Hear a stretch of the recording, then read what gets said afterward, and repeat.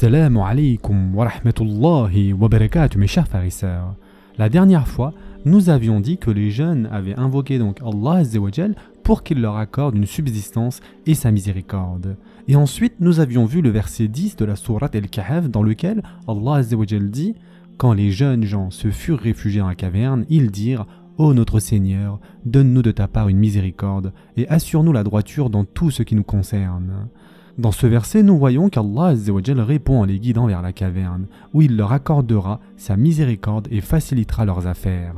Par la volonté d'Allah Azza wa Jal, ils ont donc agi. C'est une réalité. Lorsque nous nous tournons vers Allah Azza wa Jal, comme lorsque nous faisons la prière de l'istikhara par exemple, la prière donc de consultation, Allah Azza wa Jal nous oriente indirectement vers une direction. Et nous nous retrouvons sur ce chemin sans même savoir clairement comment nous y sommes arrivés. Allah Azza wa Jal a ainsi guidé ces jeunes vers la caverne où ils ont trouvé sa miséricorde et son secours. Ici, nous apprenons un autre principe simple de l'islam.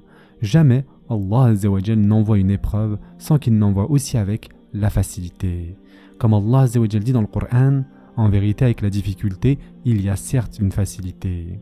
Jamais Allah Azza wa Jal donc ne nous éprouve sans également nous bénir. Avec chaque fitna, c'est-à-dire épreuve, il y a un faraj, c'est-à-dire un soulagement. Et avec chaque adab, c'est-à-dire châtiment, il y a aussi une rahma, une miséricorde. Selon une interprétation, ces jeunes hommes étaient les fils de notables, appartenant à l'élite de la société. Ils ont été persécutés et forcés de fuir. Et en fuyant, ils ont dû abandonner leur confort et vivre dans une caverne.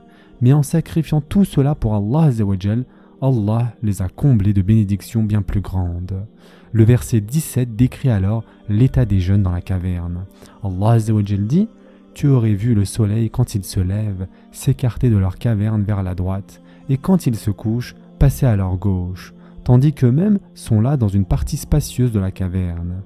Cela est une des merveilles d'Allah. Celui qu'Allah guide, c'est lui le bien guidé, et quiconque il égare, tu ne trouveras alors pour lui aucun allié pour le mettre sur la bonne voie. » Ici encore, nous voyons que le Coran ne donne pas de détails explicites, mais les faits sont compris par le contexte. Il n'est pas dit clairement que les jeunes sont entrés dans la caverne, mais le verset 16 indique qu'ils allaient s'y rendre. Donc il est sous-entendu qu'ils s'y ont bien rentrés. Allah Azza wa Jal dit qu'ils sont entrés fi fajwatin, c'est-à-dire profondément à l'intérieur de la caverne. Le verset mentionne ensuite que le soleil se levait du côté droit et se couchait du côté gauche. Si tu les avais vus dans la caverne, tu aurais vu que lorsque le soleil se levait, ils s'écartaient de leur caverne vers la droite, et lorsqu'ils se couchaient, ils les évitaient vers la gauche, tandis qu'ils se trouvaient dans un espace ouvert au fond de la caverne. Cela signifie que la caverne était orientée plein nord, car le soleil se lève à l'est et se couche à l'ouest.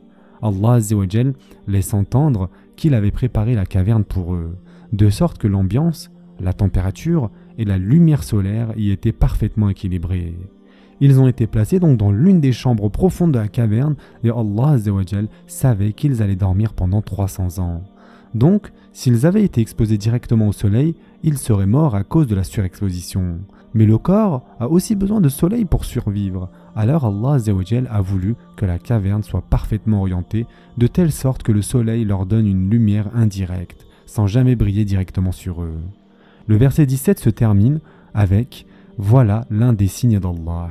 Quiconque Allah guide, c'est lui le bien guidé, et quiconque il égare, tu ne trouveras pour lui aucun allié qui le guide. » Cela nous montre que ces jeunes ont été guidés par Allah Azza wa Jal, à la fois spirituellement, mais aussi physiquement. Spirituellement vers l'islam et physiquement vers la caverne.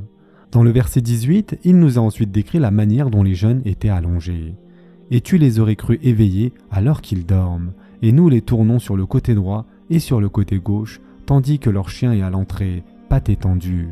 Si tu les avais aperçus, certes, tu leur aurais tourné le dos en fuyant, et tu aurais été assurément rempli d'effroi devant eux. » Surat Al-Kahf, verset 18.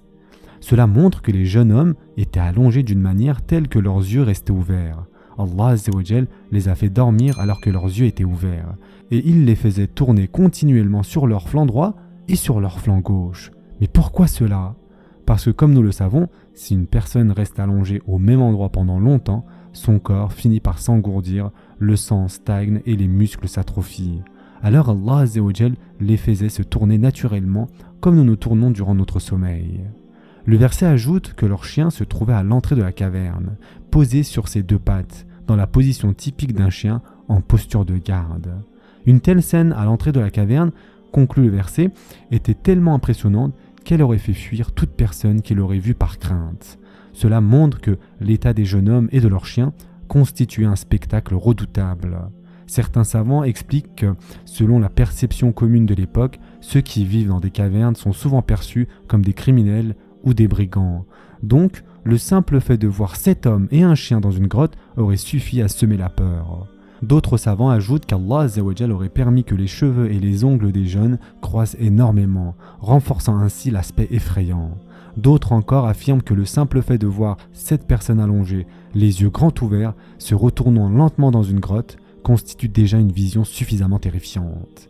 Il semble aussi que durant les 300 ans où les jeunes sont restés dans la caverne, quelqu'un aurait pu accidentellement tomber sur eux, puis s'enfuir, trop effrayé pour en parler à quiconque. Une telle éventualité n'est pas difficile à imaginer. Encore une fois, le message essentiel qu'Allah Azzawajal nous montre ici, c'est qu'il nous protège de façon dont nous ne pouvons imaginer. Est-ce que ces jeunes auraient pu imaginer qu'ils dormiraient dans une grotte pendant 300 ans? Qui pourrait penser une chose pareille? Leur situation était désespérée. Personne ne venait à leur secours. Aucune armée ne les protégeait. Leur peuple les traquait. Et malgré cela, ils ont placé leur confiance en Allah Azzawajal. Ils se sont réfugiés dans la caverne sans savoir comment ils seraient protégés. Mais ils savaient bien qu'Allah Azzawajal viendrait à leur aide s'ils plaçaient leur confiance en lui. Et ainsi, l'un des événements les plus extraordinaires de l'histoire humaine a eu lieu. Ils s'endormirent pendant 3 siècles. En 300 ans, leur génération, leur roi tyrannique et toute leur société avaient disparu. Tout avait changé. Et Allah Azzawajal les a protégés d'une fin atroce et injuste. Ce sera tout pour aujourd'hui. En attendant, prenez soin de vous mes chers frères et sœurs et à très prochainement, Inch'Allah.